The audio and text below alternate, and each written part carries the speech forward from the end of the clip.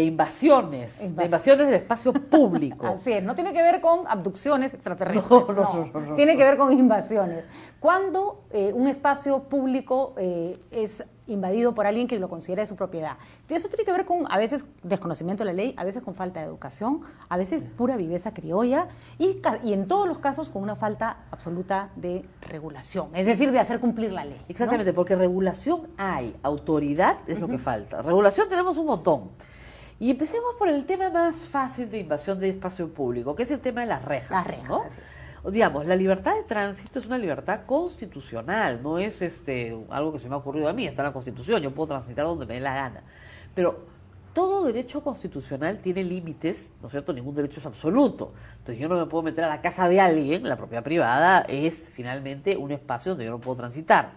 Pero en la propiedad pública yo podría transitar libremente. Ahora, ese bien que es la libertad de tránsito choca con otro bien importante que es el derecho a la seguridad. Todos tenemos derecho a vivir en una sociedad segura. Cuando se ha hecho la ponderación de derechos en el Tribunal Constitucional, siempre se ha preferido la libertad de tránsito sobre la seguridad. ¿Por qué? Porque las medidas restrictivas de la libertad de tránsito muchas veces no son razonables.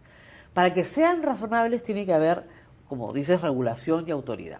Y además tiene que haber un riesgo inminente. Inminente, que de por peligro. Ejemplo, durante la época del terrorismo, yo creo que todo el mundo cerraba su calle y nadie decía nada. Ahora, pero hoy día, en que la seguridad sigue siendo un problema, pero no a la escala que lo era en otra época, hay mucho menos justificación para cerrar espacios públicos. Ahora, ¿no? ¿qué ha pasado en nuestra sociedad? Y lo sabemos nosotros desde niña. Cuando yo era niña y para ti también jugábamos en la calle. Así es. Hoy a usted no se le ocurre dejar que sus hijos jueguen en la calle porque los matan, Así los es. atropellan o pasa algo. Entonces, de la chapa pasamos a la segunda chapa, después al cantol, después al muro, después a la reja, después al cerco de seguridad, al perro bravo y finalmente enrejamos la calle. O nos apoderamos del parque también. Y nos apoderamos del parque. Entonces, ¿qué pasó? Había una angustia vecinal por reservar esos espacios para que los delincuentes no entraran. Además, una ausencia del Estado en tema de seguridad. Entonces, si el Estado no me va a proteger, me protejo yo. Yo contrato mi guachimán, yo pongo mi reja. 1, 2, 3, 4, 5 guachimanes, con pitos, con palos, nos organizamos. A todo nivel, en el barrio más pobre, en el barrio más rico. La Municipalidad de Lima, la última ordenanza que sacó, es la 0690 que tengo acá, en que establece un marco regulatorio y le dice a las municipalidades distritales, ¿ustedes pueden autorizar rejas? Sí, pero en ciertas condiciones, ¿no? Primero, tiene que ser excepcional. Segundo, no puede ponerse una reja en cualquier vía, no se puede poner en vías nacionales, en vías troncales, etcétera. Segundo, tienes que tener el 80% de aprobación de los vecinos, una firma por predio. Es renovable, es decir, cada 2 años tienes que poner una se tiene que evaluar. Exactamente, y el distrito tiene que evaluar si realmente hay un problema. ¿Por qué? Porque ¿qué es lo que está pasando? Se le pide también a Defensa Civil un informe. Las rejas están impidiendo que los bomberos pasen, porque de acuerdo a la norma hay que poner un guachimán parado en la reja las 24 horas del día para abrir la puerta cuando se necesite. Y lamentablemente no hay plata para pagar eso. Si usted va a Chorrillos, a distritos como Ate o a distritos como La Molina, se va a quedar atrapado. O sea, entras y como no sabes cuál es la reja que está abierta, como no eres vecino de la zona, puedes dar vuelta y media tratando de salir de una urbanización que está toda cerrada. Yo, para hacer el paralelo, Rosa María, de lo que era el Perú antes y cómo estas prácticas se han ido alargando más de la cuenta, en esa época, por ejemplo, recuerdo que cuando el ministro Boloña, Carlos Boloña, era ministro de Economía, vivía al final de Angamos. Claro. Bueno, la avenida Angamos antes del Parque Mora se cortó, se pusieron 3 pollos de cemento, se construyeron para que no atentaran contra la casa del ministro, que dicho sea de paso le habían tirado una instalaza a su casa, ¿no? Entonces, no era que el espacio público se pudiera disfrutar. En épocas de terrorismo, el espacio público era absolutamente protegidos si eso se trataba de la seguridad. Y la vida. A la vida es un bien mayor pues a la libertad de tránsito. Exagerado, no sé, pero así era. Hoy las cosas se han invertido. Ahora, hay mucho más conciencia de que el espacio público debe ser protegido, pero que el derecho al disfrute del espacio público es de todo. Y además en la regulación, esa ordenanza 690, cada distrito puede tener sus ordenanzas, por cierto.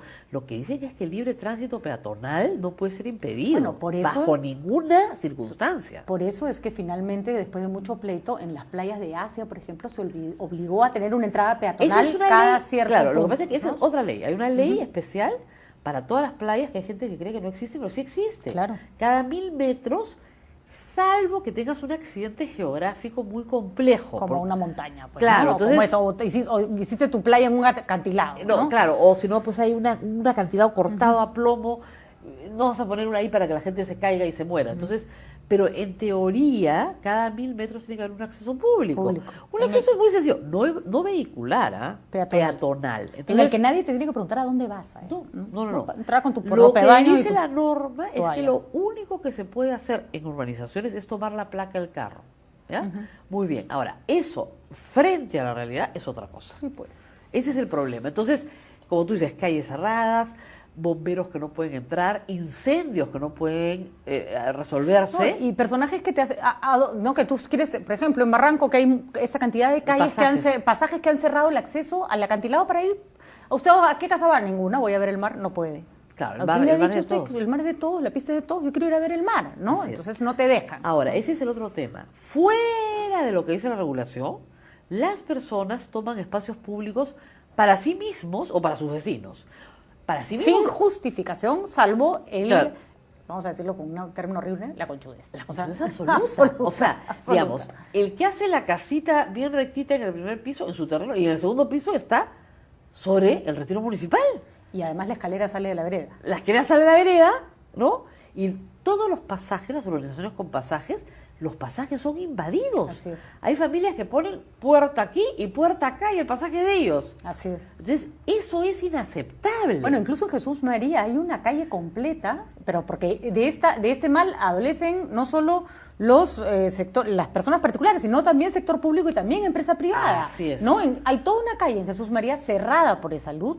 Claro. Para uso de estacionamiento de salud. Cerrada de un lado y otro, listo, ya está. Nadie puede pasar, nadie puede cruzar. Es que la justificación es, por ahí pasan los enfermos, para que bajen más despacito. Bueno, entonces ponga a alguien que organice la bajada de los enfermos de manera más ordenada, pero no impidas a la gente transitar por la vía pública. Y no impidas el paso peatonal. Así es. El paso peatonal es sagrado. Ahora, ¿qué pasa aquí en la Universidad Católica? Vamos a hablar con Henry, que no sé dónde está Henry. A ver, Henry, ¿qué opinas de esto? Henry, ¿te habrás puesto en un lugar apropiado o no estarás invadiendo el espacio de nadie? A decir verdad, lo que estamos estrenando hoy es una nueva escenografía y a la vez un nuevo tema, que es el espacio público y el libre tránsito dentro de la ciudad. ¿A quién no le ha pasado que está en la calle y quiere pasar por una vereda y al final tiene que pasar por la pista porque allá es lo que te está obstruyendo el paso? Sea un auto mal estacionado, sea una reja que está cerrada o sea que una escalera aparece de la nada y no te deja pasar. Entonces, a muchas de estas experiencias y anécdotas las hemos hablado con estudiantes de la universidad, en la cual nos han dicho, aparte de estas opiniones, lo que piensan de estas personas que al final cercan sus veredas o piensan que las veredas son de su propiedad. Así que con esto pasamos a la videoencuesta. Yo lo veo más por el lado de la comunidad, ¿no? Como que se quiebra esta posible diálogo, compartir el espacio con más gente, ¿no? Como más bien es una manera agresiva de plantear tu privacidad. Definitivamente no tienen una razón, o sea, más allá de los deseos de los particulares que están tratando de digamos, implementar algo sin que sea desde una municipalidad, que creo que finalmente es la que regula esas cosas. Me ha pasado que en la calle Porta, en Miraflores, hay un garaje que ha sido ampliado para que la camioneta entre, pero ocupa una parte de la vereda, un cuarto de la vereda ocupa. Sí he visto algunas escaleras construidas en las veredas y sí he visto personas adultas que quieren cruzar pero tienen que bajar a la pista y les es un poco incómodo porque algunos están con bastón o el andador y les molesta. Cuando estaba en el colegio íbamos a jugar a una cancha y una tienda que estaba al costado construyó un segundo piso y había una escalera que salía de la mitad de la cancha. Ya no pudimos jugar nunca más ahí. No me ha pasado con escaleras, sino con vehículos estacionados o mal estacionados, por ejemplo en ciclovías o en la misma vereda. Entonces uno se ve obligado a pasar por la pista. Es una ciclovía que no tiene como que bermas elevadas, sino simplemente líneas pintadas. Entonces el auto está como que atravesando la vereda, la ciclovía y llega a la pista. Es una posición que de verdad no permite que se transite. Entonces yo he visto que los ciclistas lo bordean y van por la pista y luego vuelven a la ciclovía, pero no es la idea. Muchos han hablado acerca de qué es un espacio público, ¿no? Y que la vereda es de todos. Pero ¿cómo definimos un espacio público? El espacio público es un territorio de la ciudad en la cual una persona como es ciudadano tiene el derecho de transitar y de circular libremente por estos lugares. Entonces tenemos espacios públicos cerrados, que sería el caso de una municipalidad, de una biblioteca, o tenemos espacios públicos abiertos, que sería como un jardín jardín o con las mismas veredas en sí de las que estamos hablando. Ahora, por más inseguro que te sientas dentro de tu casa o por más mal construido que esté tu segundo piso de tu casa en sí, la vereda al final es terreno de todos, por lo cual no puedes construir ni crear bloqueos para la cual pueda ser como que tuya, ¿no? Porque al final la vereda es algo que está ahí, pero no necesariamente es parte tuya como algo privado. Ahora, eso bastante está relacionado con lo que estamos hablando antes, que es acerca de las rejas. Y cuando le preguntas a uno de estos vecinos que decide enrejar su vereda o enrejar su calle, te dice, viene un reportero, ¿no? Y le dice, no, joven, es que acá hay mucha inseguridad, que ya me han robado más de una vez y de que tengo que buscar la manera con la cual no me roben de nuevo o mantener a salvo mis cosas, ¿no? Entonces, acá podemos ver que es un tema también de inseguridad, ¿no? Que está muy relacionado a este pensamiento que tenemos, ¿no? Tenemos que restringir un poco la libertad de circulación cuando hablamos de las calles que están cerradas, a tener un poco más de seguridad, o va hacia un tema que es hacer organización o fiscalización dentro de la seguridad ciudadana que podemos tener dentro de nuestras calles. Entonces, con esta idea, pasamos de nuevo a nuestras conductoras, que ya no están acá, sino están allá.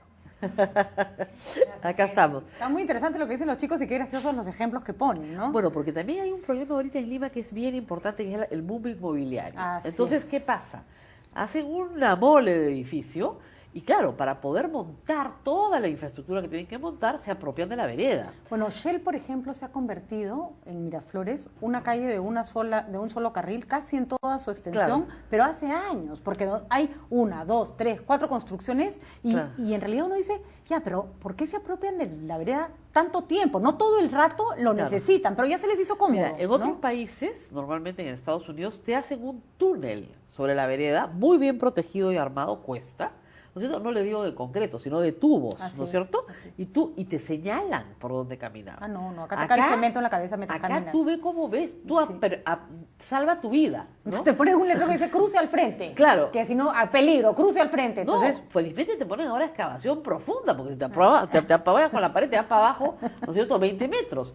Entonces, sí hay en el mundo inmobiliario este problema serio de apropiación de espacio público también. Así es. Temporal, porque felizmente los edificios tarde o temprano se terminan de construir, pero es verdad, es temporal también la apropiación del espacio público de la gente que cuadra mal o que cree otra que es dueña de la vereda.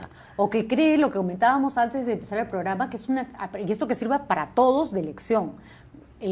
Las casas terminan antes del retiro municipal. Así es, ahí termina la casa, punto. De ahí viene la vereda, de ahí viene Otro retiro, así. retiro y de ahí viene la pista. Así es. Las personas tienen derecho a evitar que alguien se cuadre frente a sus garajes porque les están impidiendo circular dentro y salir de su vivienda. No te pueden decir la típica del guachimán, no se puede cuadrar acá. ¿Por qué? Porque a la señora no le gusta. O sea, a la señora A no le gusta que pongas tu carro frente a su casa o su bodega. Claro, se ha puesto- No, eso no existe. Claro. La calle es de todos, yo puedo cuadrarme si es que es un lugar para estacionarse. Así es. Aunque a la señora de la casa o de la bodega le dé un patatús. Y la otra cosa es que normalmente hay normas de urbanización. Por ejemplo, si la norma de urbanización dice que el retiro que está entre la vereda y la pista tiene que ir con jardín, tú no lo puedes encementar para hacer un estacionamiento. Tienes que poner el jardín. O sea, Así es. eso es lo que dice la norma de urbanización. Es más, tú ni siquiera puedes podar un árbol que está después de a la salida Así de tu casa, es. aunque se esté cayendo. Tienes que pedirle permiso a la municipalidad porque no es tuyo. No es tuyo. Entonces, uno tiene que tener bien claro lo que es suyo y lo que no es suyo. Cosa que requiere, pues, todo un programa para poder explicar. Hay muchas cosas que están en el ambiente que no son suyas. Por ejemplo, las flores del parque no te las puedes llevar a tu casa. No, ni cortar para tu florero. Ni cortar para tu florero. Ya, Yo hago, el yo hago, árbol, yo hago, pero está mal. el árbol que sembraron en el retiro municipal no te lo puedes llevar. Hay gente que se roba los árboles. Los árboles, claro que sí. Ya, los árboles. Y luego no puedes cercar un parque para hacerlo canchita de tu barrio. No puedes, pues. La municipalidad puede hacer una canchita. Y creo que ¿No? todo esto pasa, Rosa María, por una reflexión. Está, por supuesto, el aspecto legal que ya hemos visto, el aspecto de la gente que se conchudea, por decirlo de alguna manera, pero está porque no valoramos el espacio público. Tantos años de violencia Claro. nos encerraron, nos obligaron a valorar el espacio privado y la seguridad antes de compartir. Y es curioso, Constantino Carvalho, recuerdo hace muchos años en una entrevista me decía, hablando del racismo en el Perú, Claro. me decía, somos un país profundamente racista porque el espacio público obliga a las personas A a estar convivir. Claro. Si no tienes transporte público masivo, Claro. si en los estadios hiciste palcos para separar a las personas, si en los colegios segregan de acuerdo con clase social, ¿dónde se encuentran los peruanos? En las universidades. En la PUC. En la PUC nos encontramos todos. Eso, por ejemplo, las universidades tienen mucha más Y una conciencia cosa de que tengo espacio que público, decir, ¿no? tú sabes que todos los alumnos le dicen a la gran avenida que cruza la universidad el tontódromo. Sí, claro. No se llama así, muchachos, se llama la avenida MacGregor. No, ¿cómo va a ser? Te lo juro. Pero es el tontódromo en que yo entré y desde que tú Dicen- estabas en la universidad. Dicen que incluso en Google Maps sale tontódromo. No, No, puede claro, ser, tiene que no ser. puede ser. Un paseíto Pero por el de verdad, tontódromo es se un- llama Avenida MacGregor en honor a un gran profesor universitario y supuesto. sacerdote, El padre que hizo, MacGregor. el padre MacGregor, que hizo muchísimo por esta universidad, que murió hace pocos años. Entonces tienes el edificio de Itilac, el edificio de MacGregor, la avenida MacGregor, pero no se llama tontódromo, ¿ah? No se apropien del espacio público. Porque incluso cambiarle los nombres a las calles o, por ejemplo, violentar las señalizaciones de tránsito o colocar el letrero de tu bodega frente delante del letrero del nombre de la calle, eso también es abuso del espacio público. O sea, el respeto al otro es lo que está debajo de todo esto. Y yo siempre digo, le digo a mis alumnos, y a veces cuando trabajo en radio y televisión, no ahora, pero cuando tenía un público, decía, ¿Y en que el ya Perú, trabajarás? ya trabajé, en el Perú el otro no existe.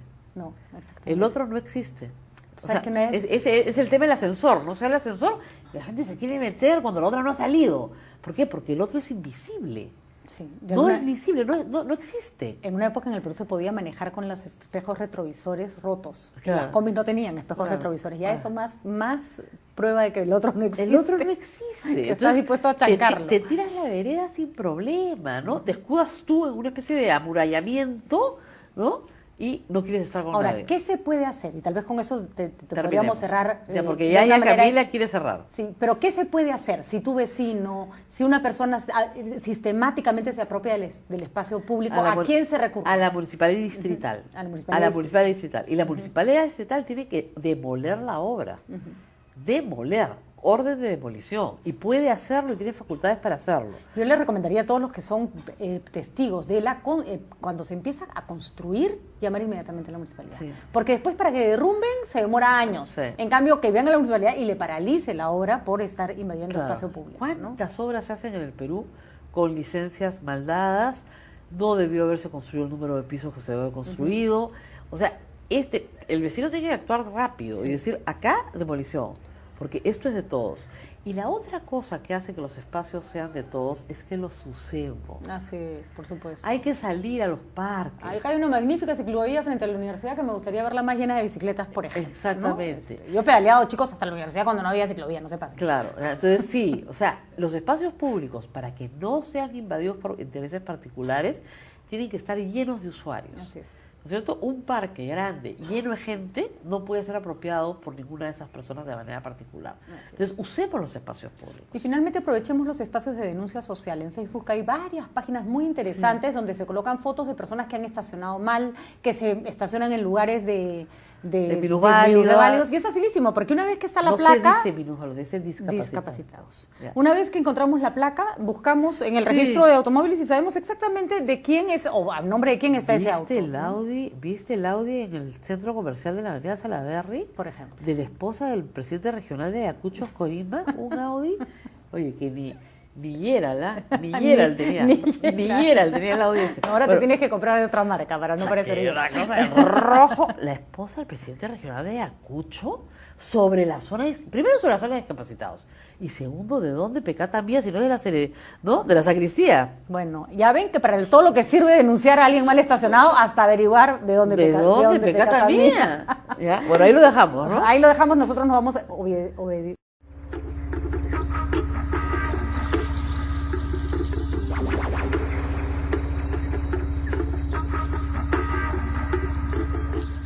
Well, En fin, es hora de descubrir qué está pasando en este gran mundo en el que vivimos. Vamos a ver qué nos cuenta Stacy.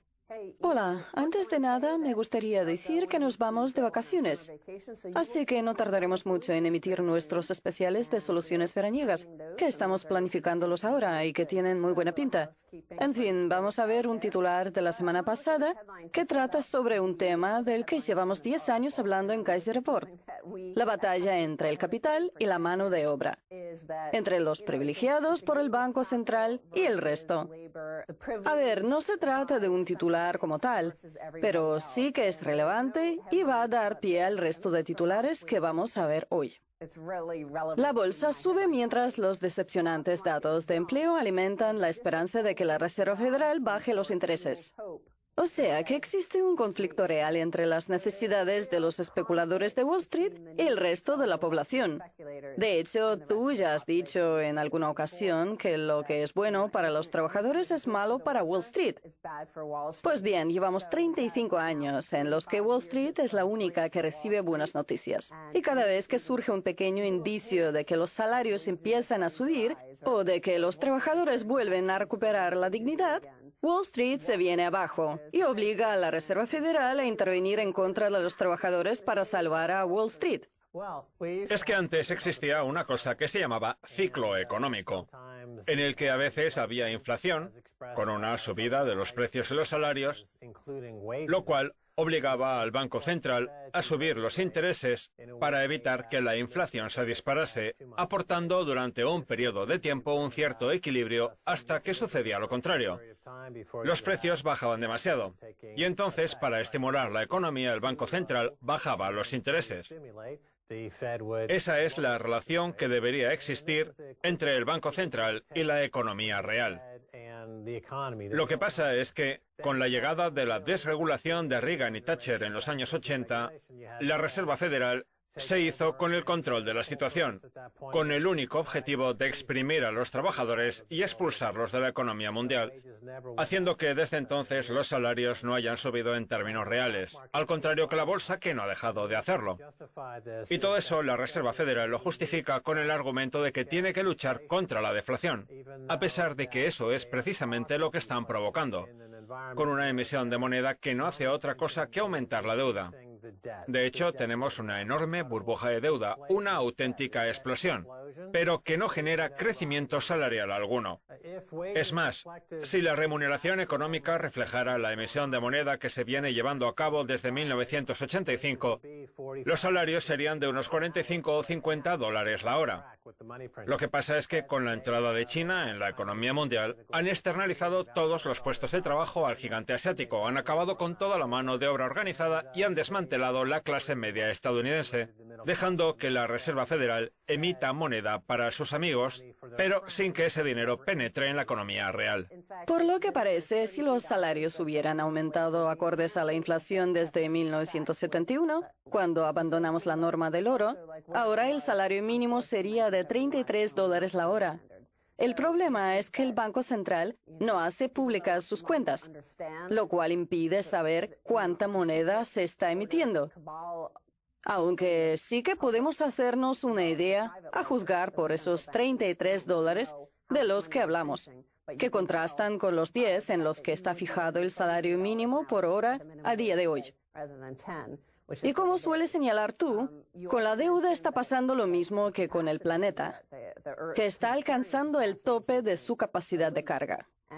Pues bien, vamos a ver una interesante noticia que hace referencia a la batalla que está librándose este mes entre un señor chino y una señora francesa por presidir la Organización de las Naciones Unidas para la Alimentación y la Agricultura, la FAO. Lo que está haciendo la señora es intentar recabar el apoyo de Estados Unidos, cuando Estados Unidos a quien apoya es a un candidato de Georgia. Vamos a ver de qué forma está intentando lograr su apoyo. La candidata francesa a la presidencia de la FAO no defenderá la postura de la Unión Europea sobre los alimentos modificados genéticamente. Catherine Jocelyn Lanel informa a Estados Unidos que se mostraría más favorable a sus intereses desde su cargo en la ONU. La candidata europea a presidir la FAO, la organización por la que se rigen legisladores de todo el mundo, ha prometido a Estados Unidos que no defenderá la postura de la Unión Europea, contraria a la distribución internacional de alimentos modificados genéticamente. Según un informe oficial estadounidense, el pasado 15 de mayo, en una reunión con las autoridades estadounidenses, Catherine Ghislaine Lanel intentó ganarse el apoyo de Estados Unidos, prometiendo que, de ser ella la elegida, la FAO adoptará una postura más favorable a los intereses estadounidenses y a la aceptación de los alimentos modificados genéticamente y de la edición genómica. Vamos a retrotraernos a la historia de lo que vino a llamarse en su momento las semillas únicas o semillas Terminator, un producto de Monsanto que ha acabado prohibiéndose, pero que pone de manifiesto la intención del sector de los alimentos modificados genéticamente. Estas semillas daban origen a una serie de plantas incapaces de reproducirse, por lo que las cosechas no podían extenderse en el tiempo. No podían guardarse las semillas para plantarlas en el futuro, lo que llevan haciendo los agricultores desde hace 5.000 años. Exacto. Vamos, que obligaban a comprar semillas nuevas todos los años, con un precio controlado por un monopolio que era el dueño de su propiedad intelectual, lo cual provocó el suicidio de miles de agricultores en la India. De modo que las intenciones del sector están bien claritas: convertir a los alimentos en propiedad intelectual, de forma que tengan que atenerse a sus normas y derechos, generando a su vez una serie de monopolios y de precios monopolistas que, en caso de hacerse realidad, podrían acabar con el ser humano como especie, porque nos obligarían a pagar $500.000 por llevarnos algo a la boca o bien morir de hambre. Pues eso lo que demuestra es que los únicos sectores protegidos en Estados Unidos son el de las finanzas, en ciudades como Nueva York, Boston o Hartford, donde se encuentran radicadas también las principales compañías de seguros, el complejo militar industrial, con un Washington que ostenta una posición monopolista respecto a la violencia y la fuerza en todo el mundo, y la propiedad intelectual, principalmente en Los Ángeles, a través de las películas de Hollywood, en Silicon Valley, a través del software de Internet y en Seattle. Pues bien, es precisamente en esas ciudades donde existen las mayores burbujas inmobiliarias, las mayores barreras de acceso al sistema feudal. Y aunque es cierto que lo de los alimentos modificados genéticamente tiene que ver con la propiedad intelectual, a mí también me recuerda a lo ocurrido con los Boeing 737 MAX, cuando el propio fabricante era el que determinaba si los aviones eran seguros o no. E incluso para ahorrarse dinero a la hora de rediseñar las alas o el fuselaje, se limitaron a cambiar el software. El caso es que en su intento por convertirse en presidenta de la FAO, Catherine Ghislaine Lanel se reunió con Ted McKinney, miembro del gobierno estadounidense y designado por Donald Trump, quien ha hecho las siguientes declaraciones. Nos preocupan los esfuerzos de Europa por prohibir el glifosato y restringir el uso de herbicidas. El glifosato es un herbicida comercializado con el nombre de Roundup, un producto que actualmente se encuentra libre de patentes, por lo que pueden fabricarlo otras empresas aparte de Monsanto, que ahora es propiedad de la europea. Bayer. Pues bien, vamos a ver ahora un titular de Bloomberg sobre el glifosato. Los riesgos del Roundup podrían ir mucho más allá del cáncer. Siguen surgiendo pruebas que demuestran el peligro de este herbicida barato para las funciones biológicas y el medio ambiente. ¿Por qué los organismos reguladores estadounidenses no las tienen en cuenta? Pese a que la Organización Mundial de la Salud ha llegado a la conclusión de que el glifosato es probablemente cancerígeno, la Agencia de Protección Medioambiental de Estados Unidos y la Autoridad Europea de Seguridad Alimentaria se niegan a hacer lo propio, basándose en la información de investigadores ligados al sector y estudios que no se han hecho públicos ni han sido revisados por otros profesionales. Vamos, que esto no es más que otro ejemplo de cómo buscar el beneficio económico a toda costa, incluso si hay que socializar el riesgo entre la población. Mientras la élite, los miembros de las multinacionales y Wall Street, no incurren riesgo alguno, recibiendo dinero gratuito y beneficiándose de una serie de derechos asociados a la propiedad intelectual, sin que importe el costo para la ciudadanía. De allí que Bloomberg se pregunte por la inacción de los organismos reguladores. Igual que las compañías tabaqueras eran conscientes del riesgo de cáncer y que el sector energético era consciente del deterioro medioambiental que estaba provocando, las empresas dedicadas a la producción de alimentos modificados genéticamente son perfectamente conscientes de los riesgos del glifosato y de su carácter cancerígeno. Mira, si los organismos reguladores se dedicaran realmente a regular y no estuvieran a sueldo de las grandes empresas, comprados y pagados por ellas, nos evitaríamos que esas grandes empresas hicieran lo que les viene en gana sin rendir cuentas a nadie, que es lo que hacen a día de hoy. Y una situación así puede hacer que la economía estadounidense acabe desembocando en una especie de culto al suicidio propio de Jim Jones. Antes parece que solo nos interesaban los resultados trimestrales. Ahora lo que nos interesan son los resultados de las operaciones en el día, cuánto han subido los mercados en la última jornada. De hecho, pretendemos que todos los días suban el 1 o el 2%, en lugar de tener en cuenta la complejidad de la situación a largo plazo. Hace 10 años, los mercados estaban en caída libre. De allí que la Reserva Federal pusiera en marcha todas esas medidas poco convencionales, que ahora se han convertido en convencionales, consistentes en la inyección de dinero en la adquisición de una gran cantidad de deuda tóxica. Y ahora, 10 años después, nos encontramos con movimientos como el de los chalecos amarillos, el Brexit o la llegada al poder de Trump. Las consecuencias de esas medidas. Con esto sucede lo mismo. Los fabricantes de glifosato, que ahora son muchos en todo el mundo, después de que la patente de Monsanto caducara en el 2000, sostienen que es una sustancia inocua para el ser humano, los animales y todas las especies no vegetales, argumentando que lo que hace es inhibir una ruta bioquímica necesaria para el crecimiento de las plantas, pero innecesaria para los animales, lo cual a primera vista es convincente. Ahora bien, aunque el glifosato no mate de hambre a los animales, como sí hace con las plantas, las sustancias químicas pueden afectar a los organismos de muchos modos. De hecho, la noticia de Bloomberg se hace eco de toda una serie de estudios nuevos que demuestran que el glifosato provoca en los animales deformidades y defectos de nacimiento al cabo de 2 o 3 generaciones. No al cabo de la primera, ni en los individuos expuestos a esta sustancia, sino en los que vienen después. Se trata de una monetización de la psicosis.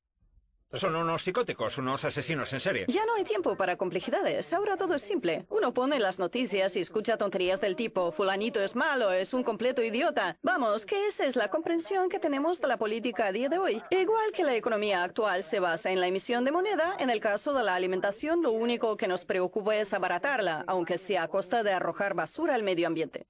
Pues sigamos envenenándonos. En fin, les esperamos a la vuelta de la pausa con mucho más. No se beban todo el veneno, dejen un poco para los niños. Bienvenidos de nuevo a Kaiser Reports en Más Kaiser. Es hora de seguir hablando con Michael Pento de pentoport.com. Bienvenido de nuevo, Michael. Gracias por volver a invitarme, Max. Muy bien, Michael, vamos a hablar del oro. Stan Druckenmiller, inversor multimillonario, vaticina que los intereses van a caer hasta el 0%. ¿Cómo es que el oro no está reaccionando de manera más significativa? A lo mejor es que todo el mundo está acumulando bitcoins, Max. Que por cierto, he dado un poco marcha atrás con el tema del bitcoin, porque estaba convencido de que el precio iba a caer hasta 0. Pero si queremos escapar de una economía comunista o hiperinflacionista, el bitcoin sí que tiene sentido como lugar en el que depositar nuestro dinero, así que no creo que vaya a caer tanto, aunque tampoco creo que vaya a alcanzar los $100.000 como sostiene, por ejemplo, Tom Lee o como llegué incluso a pensar yo. Pero bueno, volviendo a su pregunta, Max, de por qué el oro no sube de precio, lo cierto es que el rendimiento del metal desde el año 2000 ha sido mejor que el de la bolsa. Y yo creo que aún le quedan nuevos máximos históricos por alcanzar. La Reserva Federal va a volver a bajar los intereses al 0% y a recuperar la flexibilización cuantitativa. Va a aprobarse una renta básica universal. Va a imponerse la teoría monetaria moderna. Va a inyectarse dinero en la economía. Ahora bien, el problema de eso es que cuando la economía vuelva a entrar en recesión, entonces no habrá munición para combatirlo, porque los intereses no se podrán bajar más.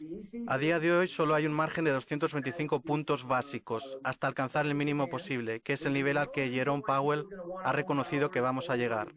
Es decir, que los intereses se van a quedar como en el BCE o como en el Banco de Japón, así que a la gente los dólares no van a interesarle más que los euros o los yenes, y eso va a hacer que el precio del oro se dispare. Los intereses caerán y el dólar perderá su estatus de divisa de reserva mundial, un proceso que ya ha comenzado. Ahora bien, el caso de las empresas mineras será distinto, porque esas compañías se basan fundamentalmente en las acciones, y en una situación de depresión deflacionista como la que se nos avecina, el comportamiento de las acciones no suele ser demasiado bueno. En cambio, al oro físico le irá mucho mejor.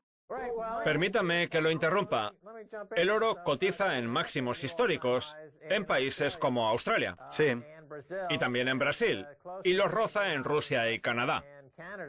Sí. Vamos, que se sitúa en máximos históricos o cerca de ellos, en la amplia mayoría de los países con un rendimiento que estos últimos años ha sido superior al del mercado. Pero bueno, vamos a hablar de la relación entre el oro y el Bitcoin, que está adquiriendo una relevancia cada vez mayor. Al Bitcoin le ha ido tan bien en los últimos años que han surgido una serie de magnates como Barry Silver, de Grayscale Investments. Pues bien, Barry se ha gastado un dineral en una campaña publicitaria titulada Venda su oro, que ha tenido una gran repercusión en el mercado, con una comunidad del metal que ha reaccionado con nerviosismo. ¿Qué piensa usted? Desde el punto de vista estrictamente del marketing, ¿por qué no es capaz el oro de venderse mejor? ¿Por qué tiene que estar todo el rato a la defensiva? Si es tan maravilloso el oro, ¿por qué les entra el miedo? ¿Usted qué piensa, Michael Pento? Porque es el elemento más revelador que hay. Cuando al oro le va bien es porque estamos en depresión o en una situación de hiperinflación. Dos contextos muy negativos para los bancos y los gobiernos. De ahí que tengan tanto interés en que su precio baje. No sé si con el Bitcoin pasará lo mismo, aunque se trata de un mercado mucho más pequeño. Así que no creo que suscite la misma atención que el metal. Pero lo que está claro es que a Jamie Dimon el oro nunca le va a gustar, igual que a los gobiernos, porque el oro es la verdad, lo que lo revela todo. La forma más honesta de dinero que existe. Y cuando a esa forma de dinero le va mejor que a esos trozos inservibles de papel, que son los que emiten los bancos centrales, entonces se pone de manifiesto lo que son. Y eso no les gusta, por eso necesita portavoces. Pero lo que la gente tiene que entender, Max, es que si busca un auténtico mecanismo de almacenamiento de valor, que además funciona desde hace miles de años, entonces tiene que invertir en oro físico, que es lo único que permite mantener el poder adquisitivo frente a las divisas nacionales, frente a los países donde viven. Como usted señala, el oro cotiza en máximos históricos en gran parte del mundo, y yo creo que pronto hará lo propio frente a una divisa con tantos defectos como es el dólar. De acuerdo. La presidenta del FMI, Christine Lagarde, ha declarado hace poco que la entidad se plantea emitir unos derechos especiales de giro criptográficos. ¿Qué opina usted sobre esos derechos? Porque nuestro amigo Jim Rickards siempre dice que serán la base de la solución a la próxima crisis, incluso por encima del oro, vaticinando la creación de una entidad prestataria basada en ellos que engullirá toda la deuda tóxica de los bancos centrales. El caso es que Christine Lagarde ha hecho referencia a esos derechos especiales de giro criptográficos. ¿Qué opina al respecto, Michael? En primer lugar, yo creo que se trata de una gran estafa, de una gran farsa. ¿De qué están compuestos los derechos especiales de giro del FMI? Pues de una cesta de divisas fiat, que ya sabemos los problemas que presentan. Por tanto, si a mí ya no me queda fe en el dólar como divisa de reserva mundial, si creo que el euro va a desaparecer Y si el yen me parece el trozo de papel más inservible que existe, entonces ¿qué sentido tiene meterlas a todas en la misma cesta? ¿Acaso por eso van a tener más valor? ¿Solo porque Christine Lagarde y el FMI digan que lo tienen? Eso no me ayuda a nada a recuperar la fe en las divisas fiat. Y si quiere crear una criptodivisa que pueda utilizarse a nivel mundial, ¿por qué no apoyarla en el oro, cuya oferta está limitada por Dios y por la naturaleza? Y no por una serie de alquimistas digitales, como me gusta llamarlos a mí. En el mundo hay miles de criptodivisas, y todas ellas con la misma función: crear un registro autónomo, descentralizado y anónimo. A lo largo de la historia, todas hacen lo mismo. Ha habido miles de activos físicos que han tenido la consideración de mecanismo de almacenamiento de valor, como conchas, obras de arte, cobre, plata, etc. Y el oro es el que predomina por encima de todos ellos desde hace más de 1000 años. Pues bien, del mismo modo, también existen multitud de divisas y activos digitales, con un Bitcoin que está erigiéndose por encima del resto y que es posible que alcance los $100.000, mientras que a las otras les pasará como a los cauris, acabarán por desaparecer. Lo que pasa es que los derechos especiales de giro y las divisas fiat cuentan con un factor diferenciador: la coacción de los gobiernos. De hecho, el propio Paul Krugman del New York Times ha reconocido que el dólar se apoya en las armas, en la violencia. Y aunque el oro ha demostrado ser un buen mecanismo de almacenamiento de valor a lo largo de los siglos, los miembros de la generación del milenio y de la generación Z no lo consideran como tal, sino que esa capacidad, contrariamente a usted, se la atribuyen al Bitcoin. A ver, dígame, ¿por qué no es capaz usted de vender el oro mejor? De centrar la atención de la gente en él en lugar de en las criptodivisas. No me gustaría. Porque hay un sinfín de pruebas que hacen pensar que ambos son equivalentes. A ver, yo no pretendo venderle las bondades del oro. De hecho, tampoco me importaría que siguiera tan bajo unos cuantos trimestres más, porque así podría comprar más y encima a un gran precio. Mire, el oro se vende solo. Es un activo precioso, muy escaso y prácticamente indestructible. Si hubiera algún elemento nuevo que se creara de forma diaria y que compartiera esas mismas características, entonces es evidente que el precio del oro se desplomaría.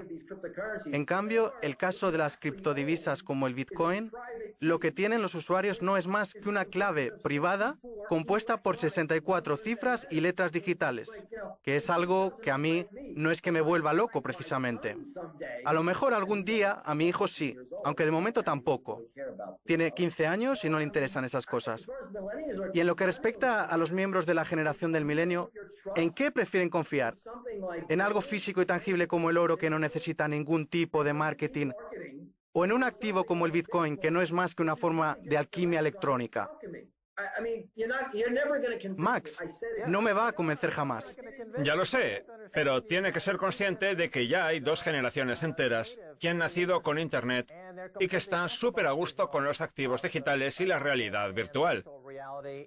Ese es el nuevo mundo al que está migrando la gente. Sí. Que usted no se encuentre cómodo con ello no significa nada. Yo también he tenido que aprender muchas cosas, porque nací a mediados del siglo pasado y, en fin, soy mayor.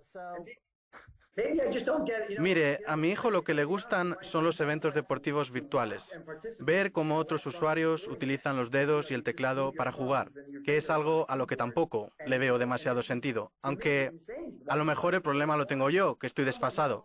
A lo mejor eso es lo que me pasa, que tengo 55 años, casi 56, y soy un viejo desfasado. Pues a lo mejor dentro de poco a su hijo le interesa apostar por esos equipos digitales y la única forma de hacerlo es con activos criptográficos. Vamos, que usted mismo está sacando a relucir otra de las ventajas de las criptodivisas frente al oro, que resulta muy costoso y difícil de mover. A lo mejor ese enfrentamiento lo están fomentando los gobiernos, pero ¿por qué tiene que competir el oro con las criptodivisas? ¿Pueden coexistir el oro y el Bitcoin? Ahora bien, imagínese que una persona quiere sobornar a un guardia fronterizo. Lo suyo es que intente cruzar la frontera con un trozo de oro en el bolsillo, no con una computadora portátil. Se lo imagina diciendo: en el disco duro de esta computadora hay una clave privada. Ya verá qué bien le viene en el futuro. Pero insisto, ambos pueden coexistir.